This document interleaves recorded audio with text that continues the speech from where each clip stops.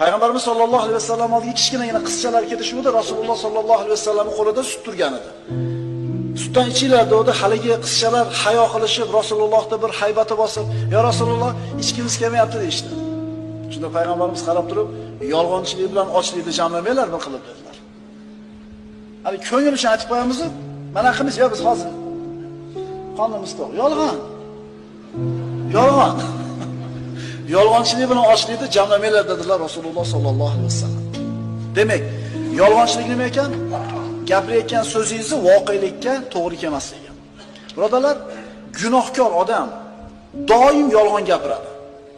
Qarang, o'g'irlik qilgan odam albatta yolg'on gapirish kerak. Qarangda, qaysi gunoh qilayotgan bo'lmasam, fosiq, fojir odam albatta yolg'on gapiradi. Yoki men sizga Xitoydan narsasini koreyskida o'tkazapman demaydi-da. Kishi rostgo'y bo'lar ekan, demak doim xayriyat ustida bo'ladi.